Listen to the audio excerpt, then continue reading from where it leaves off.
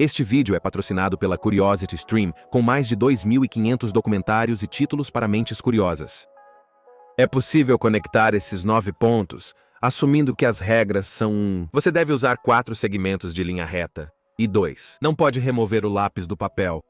Esse é possivelmente um dos quebra-cabeças de ligar pontos mais famosos, que raramente são resolvidos de primeira tentativa. Eles tentarão isso, mas não funcionará, pois você perdeu a parte do meio. Ou tentarão isso, que não funciona. Eles pensarão ser impossível, depois se surpreenderão ao descobrir que é possível com essa configuração. Isso envolve um pensamento inovador, sem trocadilhos.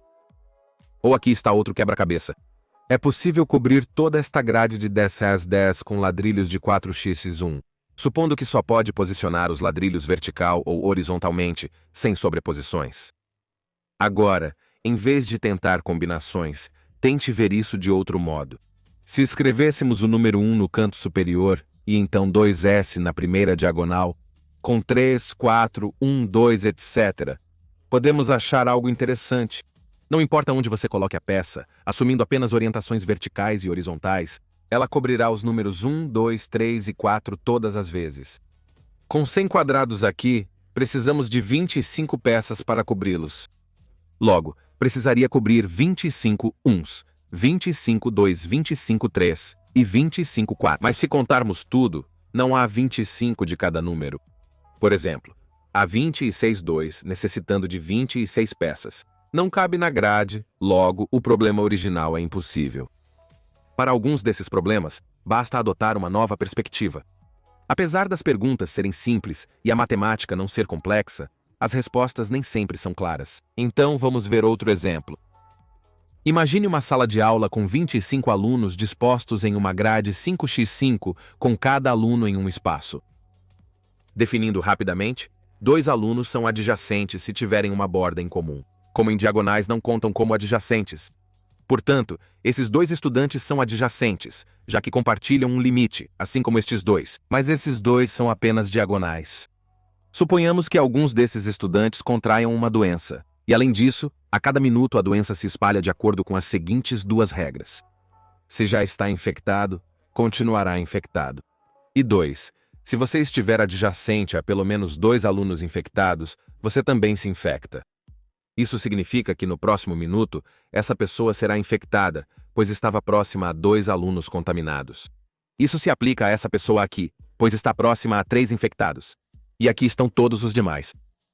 Por sinal, escrevi o subscrito 2 para indicar a próxima rodada de infectados e manter o controle. No entanto, isso não significa mais nada. Então, após 1 minuto, o mesmo ocorreria. Agora, todos esses estudantes se infectariam. Após outra rodada, esses 4 quadrados seriam infectados. Eventualmente, todos se infectam.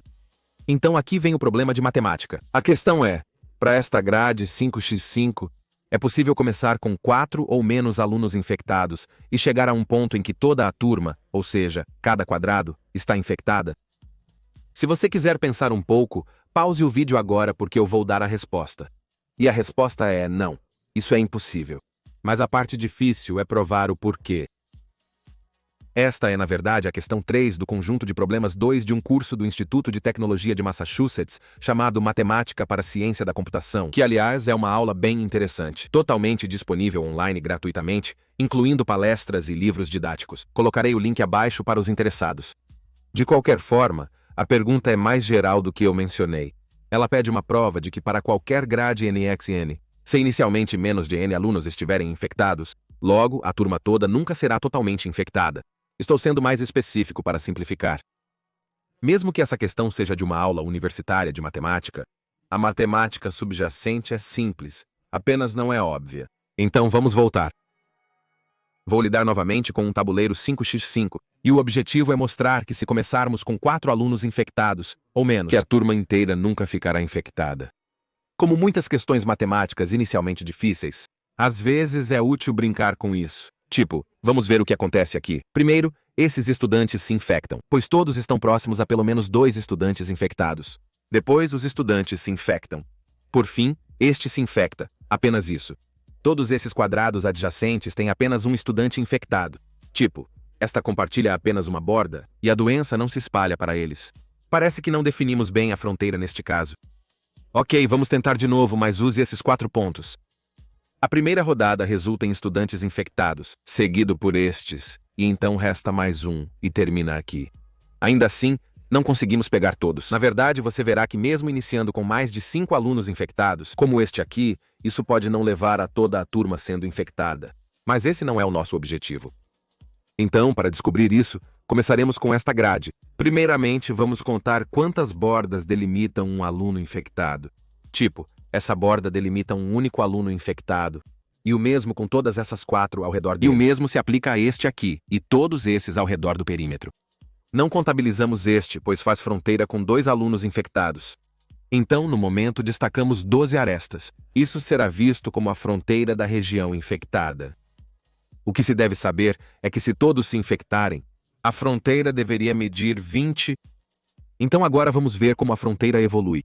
Se 2 estudantes contaminados estiverem próximos a um saudável, então o comprimento da fronteira não vai mudar. A fronteira agora mede 8.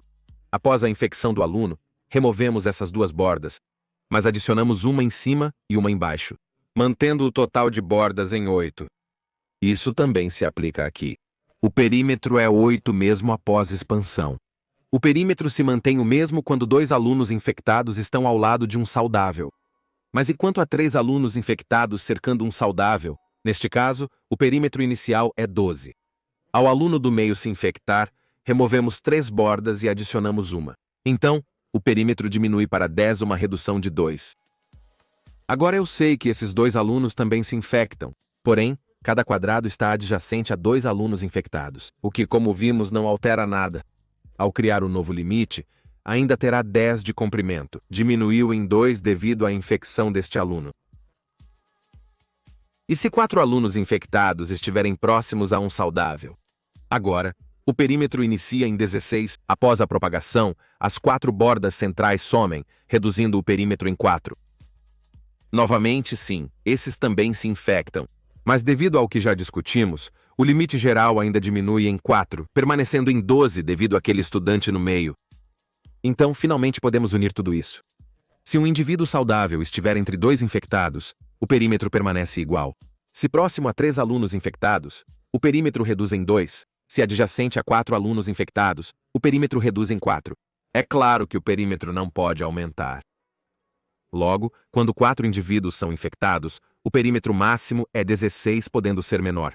Mas para a infecção geral, o perímetro teria que ser 20, portanto seria necessário aumentar, o que vimos ser impossível.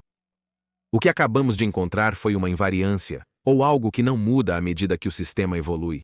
Em matemática, achar essa invariante pode ser o mais difícil. Contraste isso com uma aula inicial de física, onde comumente nos informam o que se mantém constante, como se conserva o momento ou a energia, e temos que analisar o sistema como um todo com essa informação. Nesse caso, pode ser mais complicado achar o que se mantém constante, mas ao fazer isso, você compreende como o sistema evoluirá com o tempo, porque sabemos o que não está mudando. Esse próximo quebra-cabeça não envolve um invariante como o último, mas exige que você analise o sistema para o que pode ou não mudar conforme o sistema evolui. Neste jogo, vamos tentar pegar um ladrão. Pense numa rede de cidades conectadas como ilustrada. Alguém roubou o dinheiro de um banco aqui na cidade. Você está aqui para capturar a pessoa, porém, a regra é mover-se alternadamente e apenas ao longo de uma borda de cada vez. O mesmo vale para eles. Se você tem que se mover primeiro, a pergunta é possível pegar o ladrão? Bem, se você tentar, meio que parece impossível. Se mover para cima pode levar eles a se moverem para baixo, num ciclo inútil.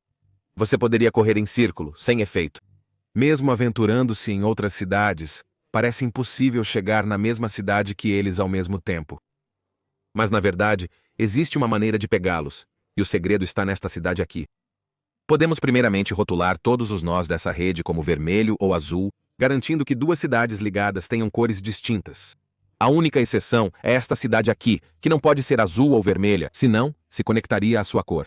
Então vamos deixar essa neutra. Agora, quando começamos a perseguir, ambos os jogadores estão na mesma cor. Mas sempre que precisa fazer uma jogada, tem que mudar para a outra cor. Portanto, você não pode pegá-los, pois sempre cairá em cores e cidades diferentes. É por isso que a perseguição parece inútil. Mas esta cidade aqui muda isso, Porque agora, depois que você passa por ela, sua próxima jogada vai te colocar na mesma cor que o ladrão. Pode parecer estranho, mas essa cidade neutra funciona como um portal que muda o jogo para um estado ganhável. Agora, já que sempre cai na cor deles, pode simplesmente encurralá-los num canto, o que os força a fazer um movimento que permite que você os capture. Agora, nesse tópico de teoria dos grafos, vamos abordar outro enigma famoso. Digamos que exista uma casa que consiste em 5 quartos mais uma área externa.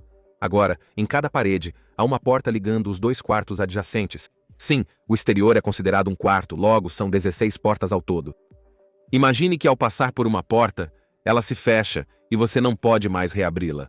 A pergunta é simples. Pode fechar todas as portas, acreditando que pode começar de qualquer lugar? Sim, para fechar a porta é preciso passar por ela.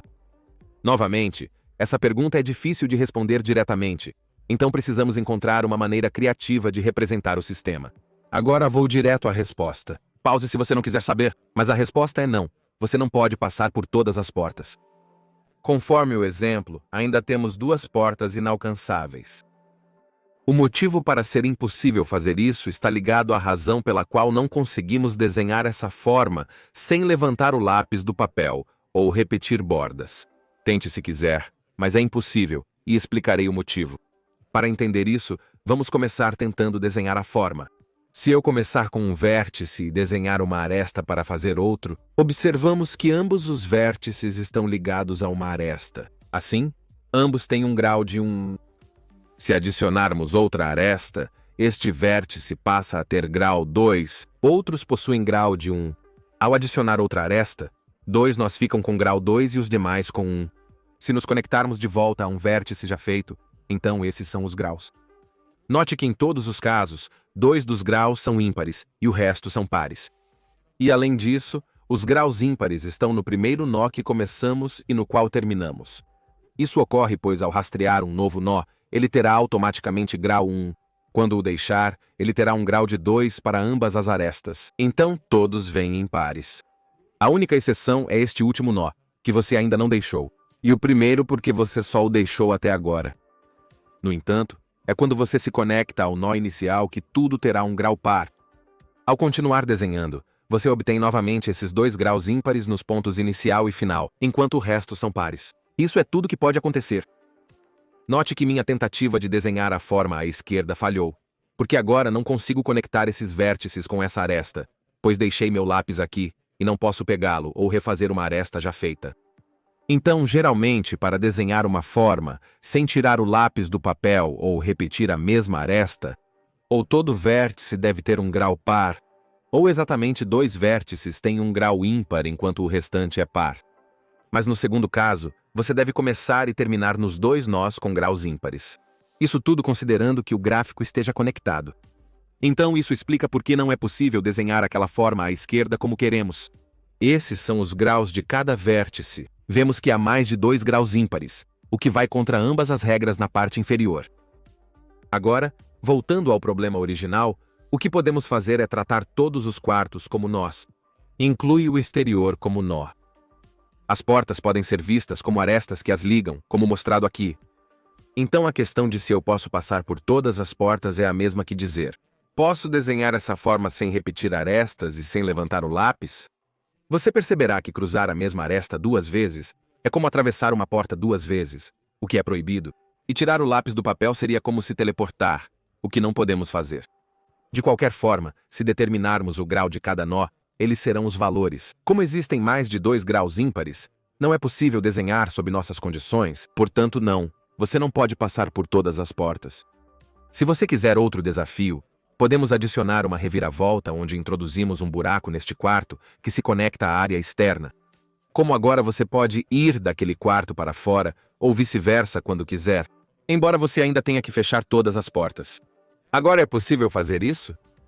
A resposta para isso é sim, e aqui está o porquê. Se eu começar no quarto à esquerda em cima e caminhar para a direita, fechamos aquela porta, o que, ao observar o gráfico acima, é como eliminar a borda e encarar um novo quebra-cabeça, onde os graus que eram 5 descem para 4. Agora vemos que há apenas 2 nós com grau ímpar, então nosso objetivo é viável. Se começássemos em uma dessas salas com grau ímpar, Lembre-se daquela segunda regra de antes. Porém, ainda temos um problema.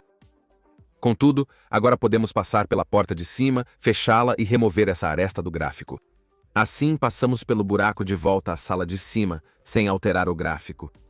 Agora o gráfico tem exatamente 2 nós de grau ímpar, mas estamos começando em um deles, o que significa que há uma solução, e com certeza terminaremos nesta sala aqui com o grau de 5. Vou fazer ele mostrar que isso é exatamente o que acontece.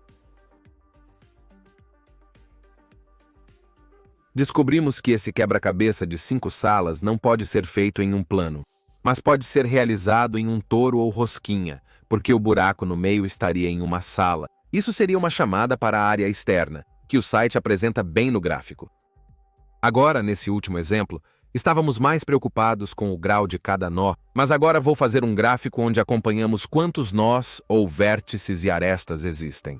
Como aqui temos 2 vértices e uma única aresta que os conecta. Com o próximo traço, que adiciona um nó e uma aresta ao gráfico, e o mesmo com o próximo. Ao conectar os 2 nós existentes, adicionamos uma aresta e uma face, para a qual incluirei uma coluna. E algo a perceber aqui é que em todos os casos, os vértices menos as arestas mais as faces é sempre 1. No entanto, se chamássemos essa seção externa de face também, isso incrementa o número de faces em 1, totalizando 2.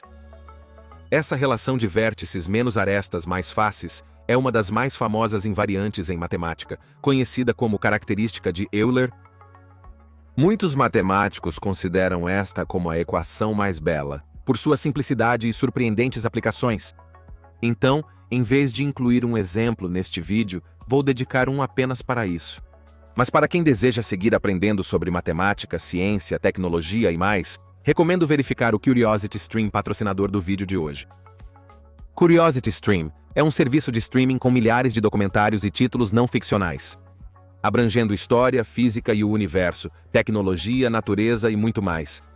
Se deseja saber mais sobre física inovadora e a busca por uma teoria de tudo, eles têm séries como a fórmula final que o levará através da descoberta do bóson de Higgs até a nossa compreensão do que acontece no centro de um buraco negro. Eles possuem séries sobre ilusões que explicam por que nossos cérebros nem sempre percebem a realidade como ela é. CuriosityStream é um serviço de streaming acessível a $2,99 mensais, ideal para quem deseja aprender e entender mais sobre o mundo e o universo.